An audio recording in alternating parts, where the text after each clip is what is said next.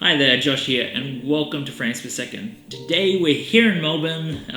This is my first day of a 6-day Melbourne trip that I'm doing, and we'll be shooting some Lomography 800 on my Pentax K1000. Now, I'm mostly going to be using my 35mm f2 lens, but yeah, we're just going to go around, shoot some street. We'll see if we can knock this out today, otherwise we'll finish it off tomorrow. But yeah, it's been a while since I've been to Melbourne. 2019 was the last time. And so I'm glad to be back and catching up with people and doing street around somewhere different. So I'm keen.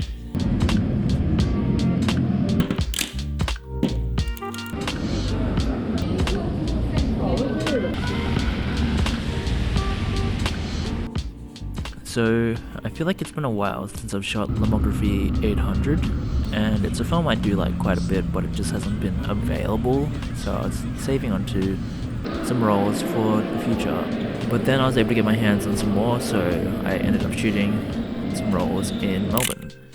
And yeah, I really like the color of it. It is pretty much Kodak Ultramax 800, which you can find in the disposables, and that means it comes with more color and contrast than Portrait 800. Even though Portrait 800 does have nice color and contrast as well, it's just a different type of color and contrast, and Lomo 800 is a bit grainier as well.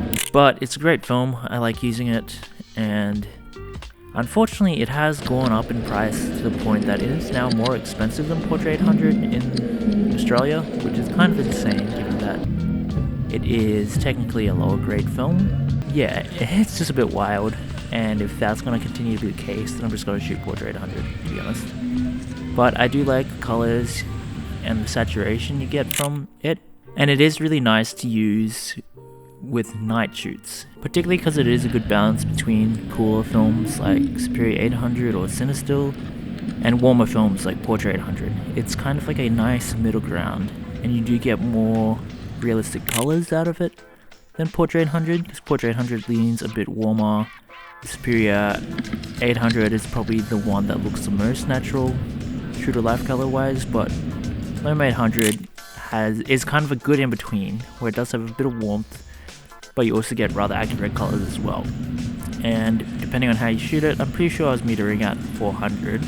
The grain isn't that intrusive or distracting, though of course it's film, it's high speed film, it's gonna have grain, but it is a pleasant grain.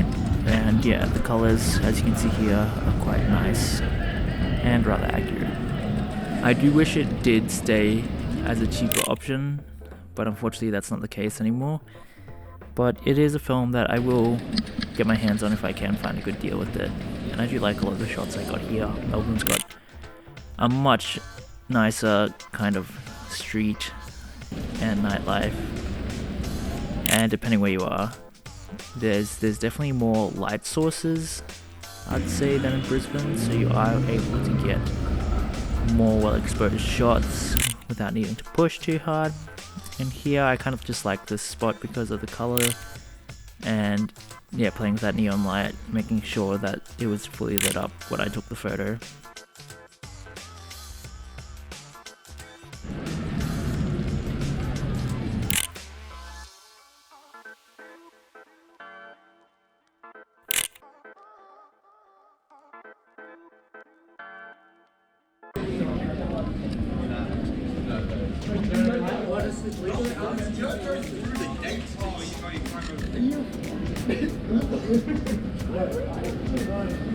And here I was just kind of seeing how the depth of field was, because here it's got to focus on the foreground, now it's focused on the background.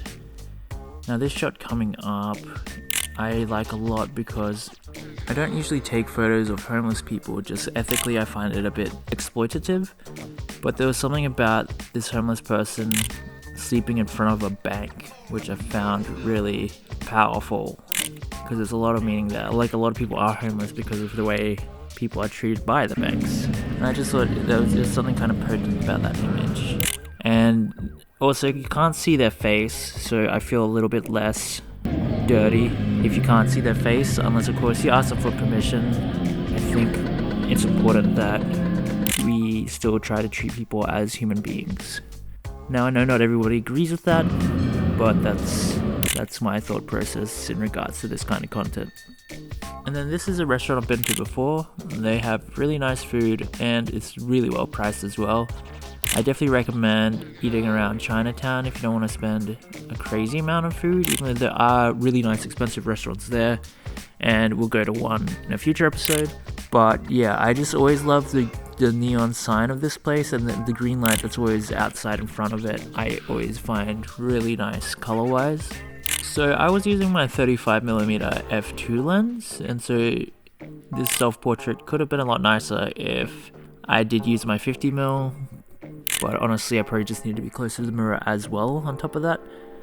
But yeah, I really like this film. I know I've said it before in many episodes, but yeah, it's a film that I'm still glad that is available to use.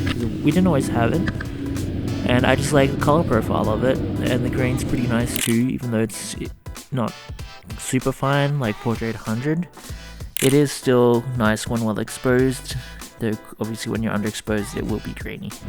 So there will be more Melbourne videos to come. I am trying to film more videos again in Brisbane, just because I really haven't been out shooting street as much this year.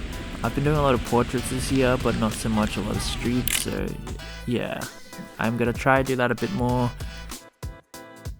Hope you like the videos. Please let me know your thoughts on the film, the images, cameras, and the comments below. Feel free to like and subscribe to us, post notifications sooner when there's a new episode. Anyway, I'm Josh. This has been Frames Per Second. Get out there, shoot some film.